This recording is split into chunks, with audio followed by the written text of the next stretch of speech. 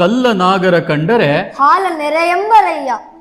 ದಿಟದ ನಾಗರ ಕಂಡರೆ ಕೊಲ್ಲು ಕೊಲ್ಲೆಂಬರಯ್ಯ. ಉಂಬ ಜಂಗಮರು ಬಂದರೆ ನಡೆ ಮುಂದೆ ಎನ್ನುವರಯ್ಯ. ಉಣದ ಲಿಂಗಕ್ಕೆ ಬೋನವ ಹಿಡಿಯೆಂಬರಯ್ಯ. ನಮ್ಮ ಕೂಡಲ ಸಂಗನ ಶರಣರ ಕಂಡು ಉದಾಸೀನವ ಮಾಡಿದರೆ ಕಲ್ಲು ತಾಗಿದ ಮಿಟ್ಟೆಯಂತಪ್ಪರಯ್ಯ. ಎಲ್ಲರಿಗೂ ನಮಸ್ಕಾರ. ನಾನು ನಿಮ್ಮ ಕನ್ನಡ ಮೇಷ್ಟ್ರು. ಈ ದಿನದ ತಿಳಿವು ನನ್ನ ನೆಚ್ಚಿನ ವಿದ್ಯಾರ್ಥಿ ಭವಿಷ್ ಎಸ್ ಕಿರಣ್ಣೊಟ್ಟಿಗೆ.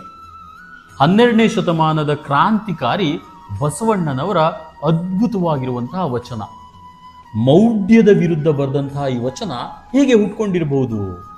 ಬಸವಣ್ಣನವರ ಅನುಭವಕ್ಕೆ ಬಂದಂತಹ ಕೆಲವೊಂದು ಸನ್ನಿವೇಶಗಳನ್ನೇ ಈ ವಚನದ ಸಾಲುಗಳಾಗಿ ಅವರು ಬರೆದಿದ್ದಾರೆ. ಹಾಗಾದ್ರೆ ಆ ವಚನ ಯಾವುದದು?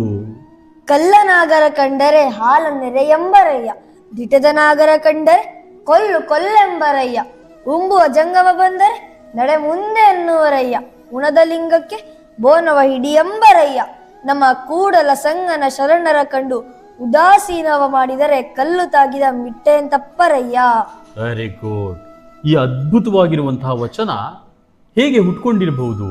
ನಾನು ಮೊದಲೇ ಹೇಳಿದ ಹಾಗೆ ಅವರ ಅನುಭವಕ್ಕೆ ಬಂದಂತಹ ಕೆಲವೊಂದು ಸನ್ನಿವೇಶಗಳನ್ನು ತಗೊಂಡು ಈ ವಚನವನ್ನ ಬರೆದಿದ್ದಾರೆ ಅವರು. ಆ ಸನ್ನಿವೇಶಗಳು ಯಾವುದಪ್ಪ ಅಂತ ಅಂದ್ರೆ, ಇವಾಗ ನಿಮ್ಮೂರಲ್ಲಿ ದೇವಸ್ಥಾನ ಇದೆ ಅಲ್ವಾ? ಇದೆ ಸರ್. ಅದ್ರ ಮುಂದೆ ಅರಳಿ ಕಟ್ಟೆನೂ ಇರುತ್ತೆ. ಆ ಅರಳಿ ಕಟ್ಟೆಯಲ್ಲಿ ನಾಗಪ್ಪನ್ನ ಕೂರಿಸಿರ್ತಾರೆ. ಈ ನಾಗರ ಪಂಚಮಿ ದಿನ ಊರಿನ ಜನರೆಲ್ಲ ಬಂದು ಆ ನಾಗಪ್ಪಂಗೆ ಏನ್ ಮಾಡ್ತಾರೆ? ಹಾಲು ತುಪ್ಪನ ಹಾಕ್ತಾ ಇರ್ತಾರೆ. ಅಂದ್ರೆ ಹಾಲು ತುಪ್ಪನ ಎರಿತಾ ಇರ್ತಾರೆ ಅಲ್ವಾ? ಅದೇ ಸಂದರ್ಭದಲ್ಲಿ ಏನಾದ್ರು ನಿಜವಾದ ನಾಗರಾವ್ ಬಂದ್ಬಿಡ್ತು ಅಂದ್ರೆ ಏನ್ ಮಾಡ್ತಾರೆ? ಕೋಲ್ ತಂದು ಹೊಡೆದು ಕೊಂದೇ ಬಿಡ್ತಾರೆ ಅಲ್ವಾ? ಆ ಟೈಮ್ ನಲ್ಲೇ ಹುಟ್ಕೊಂಡಿರೋ ವಚನ ಯಾವುದದು? ಕಲ್ಲ ನಾಗರ ಕಂಡರೆ ಹಾಲ ನೆರೆಯೆಂಬರಯ್ಯ. ದಿಟದ ನಾಗರ ಕಂಡರೆ ಕೊಲ್ಲು ಕೊಲ್ಲೆಂಬರಯ್ಯ. Very good. ಎರಡನೇ ಸಾಲು ಹೇಗೆ ಹುಟ್ಕೊಂಡಿರಬಹುದು?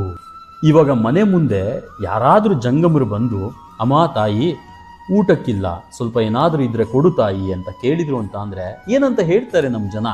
ನಮ್ಮ ಮನೇಲಿ ಇಲ್ಲ, ಮುಂದೋಗಪ್ಪ ಹೋಗಪ್ಪ ಅಂತ ಹೇಳ್ತಾರಲ್ವಾ? ಅದೇ ಜನ ದೇವಸ್ಥಾನಕ್ಕೆ ಹೋಗಿ ಶಿವನ ಲಿಂಗಕ್ಕೆ, ತಿರುಪತಿ ತಿಮ್ಮಪ್ಪನ ಮೂರ್ತಿಗೆ, ಇನ್ನು ಅನೇಕ ಮೂರ್ತಿಗಳಿಗೆ ಏನ್ ಮಾಡ್ತಾರೆ?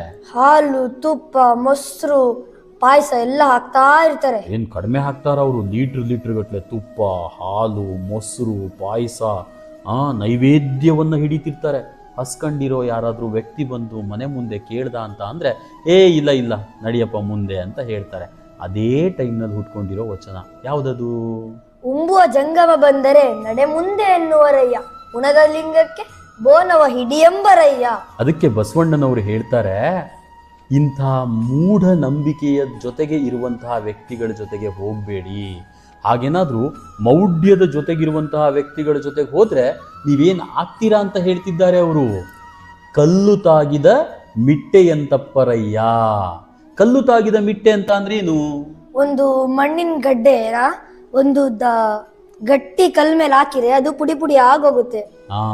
ಹಾಗೆ ಆ ಮಣ್ಣಿನ ಗಡ್ಡೆ ಕಲ್ಲಿನ ಮೇಲೆ ಬಿಸಾಕಿದ್ರೆ, ಮಿಟ್ಟೆ ಅಂದ್ರೆ ಮಣ್ಣಿನ ಗಡ್ಡೆ, ಅದನ್ನ ಕಲ್ಲಿನ ಮೇಲೆ ಬಿಸಾಕಿದಾಗ ಹೇಗೆ ಪುಡಿ ಪುಡಿಯಾಗಿ ಹೋಗುತ್ತೋ ಹಾಗೆ ನಮ್ಮ ವ್ಯಕ್ತಿತ್ವನು ಕೂಡ ಗಟ್ಟಿಯಾಗಿ ಉಳ್ಕೊಳ್ಳೋದಿಲ್ಲ, ಮೌಢ್ಯದ ಟೊಳ್ಳಾಗಿ ನಾವು ಉಳ್ಕೊಳ್ತೇವೆ ಅಂತ ಅಂದು 12ನೇ ಶತಮಾನದಲ್ಲೇನೆ ಅದ್ಭುತವಾಗಿರುವಂತಹ ಮೌಢ್ಯವನ್ನ ತೊಡೆದು ಹಾಕುವಂತಹ ವಚನ ಬರೆದಿರುವಂತಹ ನಮ್ಮ ಬಸವಣ್ಣನವರಿಗೆ ನಿಮ್ಮೆಲ್ಲರ ಒಂದು ಕೃತಜ್ಞತೆಯ ಮೆಚ್ಚುಗೆ ಇರಲಿ.